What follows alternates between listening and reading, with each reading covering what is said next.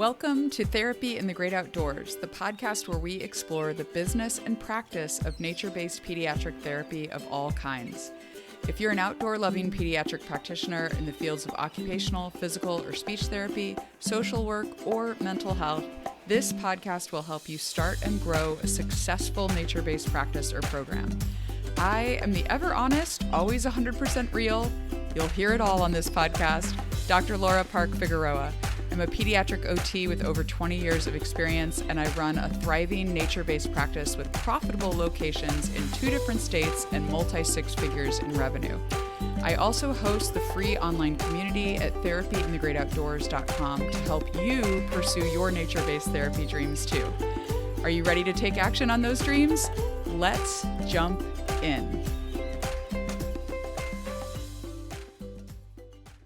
Hello, friends. It is November 4th when this comes out, which means it is 2 days before I leave for the nature-based business retreat that I'm running in Santa Cruz, California. I am so excited about this weekend. I literally can't wait. I'm packing and getting ready, and I'm in a happy mode right now. I'm going to meet so many of you that I've only known online, so it's just going to be really awesome to be there together.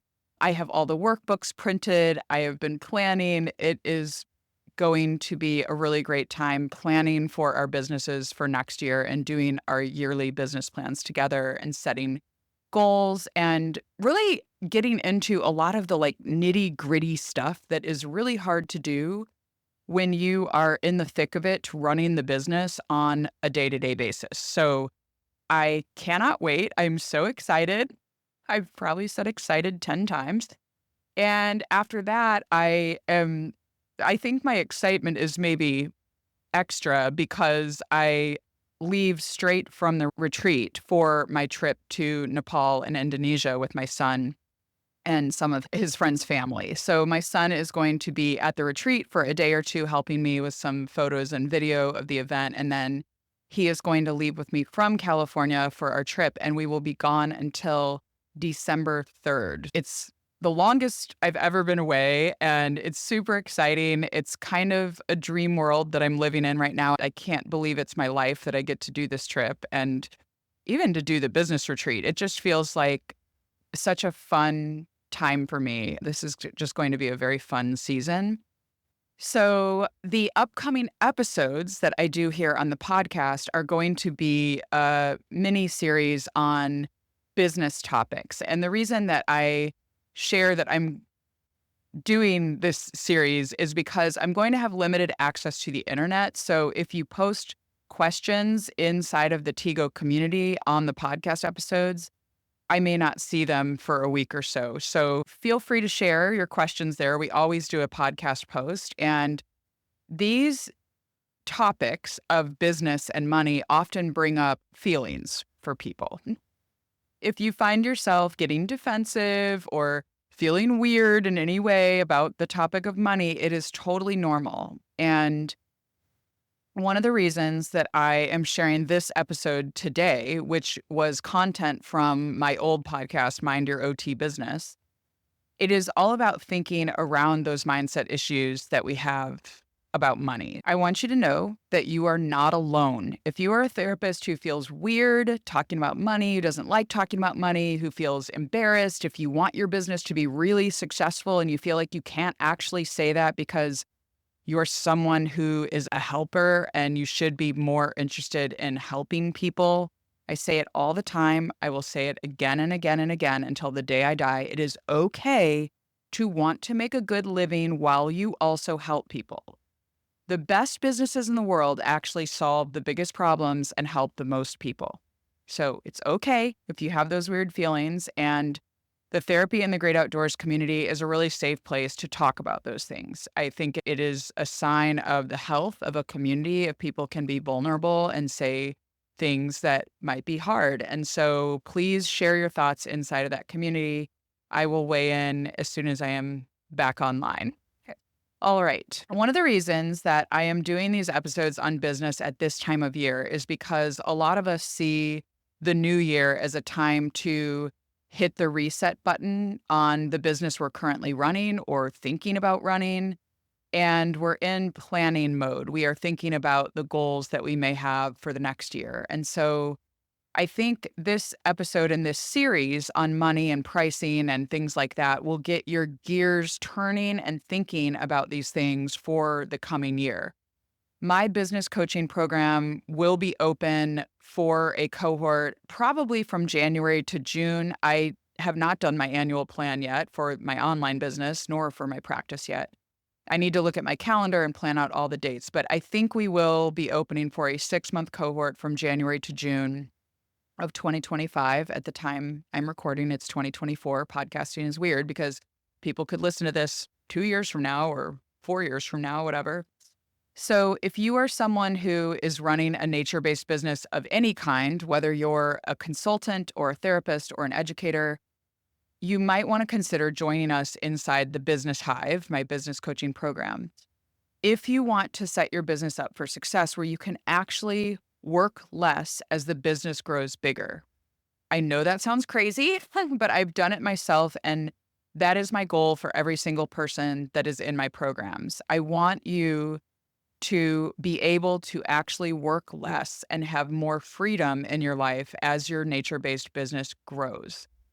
And I think it's interesting because maybe it's good I started this whole intro talking about my trip to Indonesia and Nepal, because the only reason that I can do that trip is because one, I have a supportive family, and two, I have a supportive team in my business who can run my business while I am gone for a pretty extended period of time. I mean, it's not 6 months or something, but it is at least 4 weeks of time. I'm not a passive owner. Like, I am involved in the running of the business, but the thing that has allowed me to leave and feel confident that my business will be fine is that I have created systems, which is the whole point of my business coaching program, is to help you set up systems in your business so that those systems can help your business function on a day-to-day basis. And also, when your business grows, it can grow effectively and efficiently.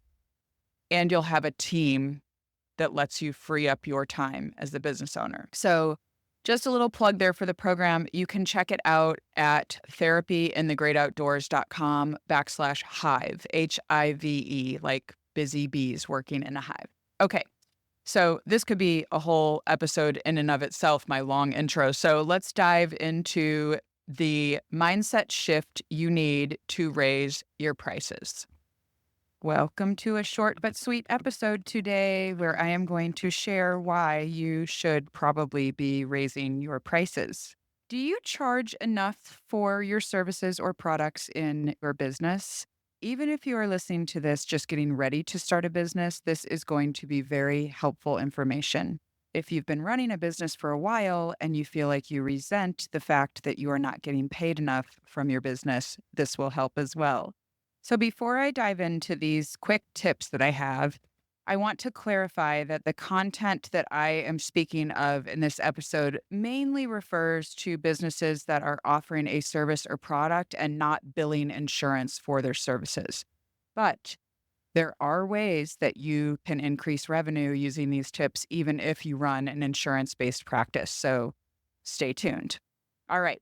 First one is that you need to stop thinking in per hour rates. And this is something funny. I just mentioned insurance practices because this is something that when we go to occupational therapy school or PT or speech therapy school, we are taught to think in per hour rates. We are taught to think 1 unit equals this much money, right? And especially if you're running an insurance-based practice, you have to think that way because that's part of running your business budget is figuring out how much money can you make per unit, per code, per treatment session, per patient, et cetera, et cetera. But if you are running a practice or a business that is offering a service or product and it's not insurance-based, that still seeps into our thinking. We still tend to think 1 hour of time for X amount of dollars. And until we can break free from that thinking, we aren't going to be able to raise our prices. Instead, what we need to start doing is thinking about the value that we are offering our clients. Do you know the actual problem that you are solving for your clients? Do you know it like inside out? Are you able to describe it? And are you confident that your service is going to be the solution to that problem that your client has? You have to be so confident of that. In addition to that confidence about being able to solve your potential customer's problem, you need to also remember how much work it took you to gain the expertise that you are offering in your service or product. So, most of us, when we think about this 1 hour per dollar amount, we're not thinking about valuing ourselves, especially for OTs. I have to say this: OTs do not value themselves. OTs, we need to step up. We need to start charging more for our services and really being confident and owning our expertise. And until we do that, we're going to have a very hard time raising our rates because we're not confident and we're not feeling like we're seeing the value that we're offering to clients. Really think about how much training you went to, how many courses or how much time have you invested in yourself as a business owner to offer this valuable service to your clients. And when you think that way, we start understanding the concept of pricing based on value.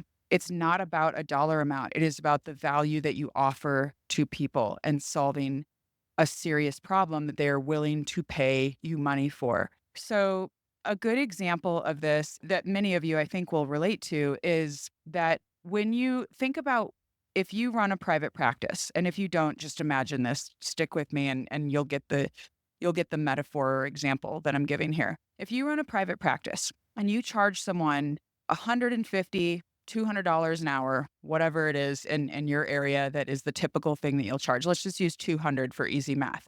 You charge $200 per visit for your client. That $200 is not just for the time that you are with your client. You are spending time prepping for that session. You are spending time probably on the phone, maybe with other providers or with families or loved ones, whatever, to provide that service to the client. And then you are also spending time afterwards documenting. And that has to be covered in the rate that you charge for people to get your service. Now, it's not enough to be confident and to know the value that you offer if you cannot communicate it clearly to your potential clients. You have to be able to communicate that value clearly to your potential clients in a not confusing way, in language that they understand, that speaks their language. A great way to do this is to think about what you always hear clients say to you, either about the results they got from you or about the problems they have when they come to you, and use that same language when you communicate about the value you offer to potential clients. Raising your rates also requires that you get fairly comfortable talking about money with clients. And that is something that I think we all need to do mindset work around. But it goes back to that confidence piece, right?